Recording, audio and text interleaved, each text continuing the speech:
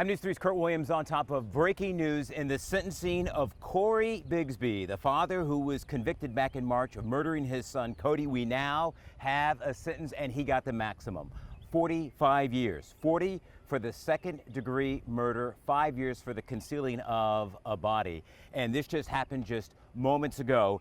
And when the prosecutor, Anton Bell, was making his closing arguments, he says it comes down to this. Is this a case that it's a guideline case, meaning does the judge have to stay within the sentencing guidelines, or is this a case where you can deviate? And Anton Bell said this is a case where you can deviate because that Codi was killed in the most gruesome and heinous way.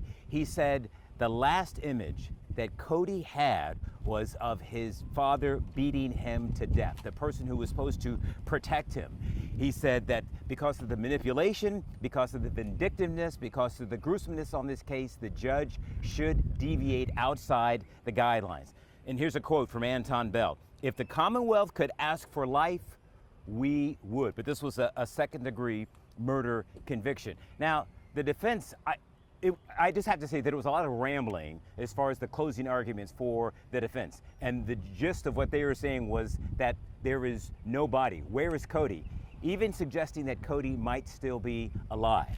But the judge responded very quickly and said, this is a case that I should deviate. And here's why. He said there should be an upward deviation because of the father and son relationship that was involved in here, because of the age difference. This was a 3-year-old boy. A lot of times we were saying 4-year-old Codi, but police believe he was killed when he was 3 years old. The judge went on to say because of the brutality of the murder and the lack of Cory to obtain medical help and of disposing of the body and lying, and that's why he was going to deviate outside the case. Now, I've periodically been looking over my shoulder because we have team coverage out here, and we have our team out here trying to get reaction from the community out here. I'm gonna real quickly step out of the shot.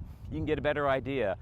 I don't know if you can see that there is a guy wearing, under the columns, Michael, by the columns, a guy in a Spider-Man costume. He's maybe now being blocked by a photographer, but yes, there was a man in the courtroom wearing a Spider-Man costume because of Codi's love of Spider-Man. Now, what you see right there is you see there is Anton Bell right there in the dark suit, and I know that there's a lot going on, but so I'm sure that our team is trying to get a comment from him and trying to get a comment from Cory's legal team as well. But I mean, it was just some heart-wrenching testimony that was underway when Codi's mom took this stand, and just the pain that she says she is still feeling to this day, and that his siblings are asking, is Codi in heaven? Will we see him again? We're gonna have complete team coverage coming up today, beginning on News 3 at 4. I'm Kurt Williams at the Hampton Circuit Courthouse.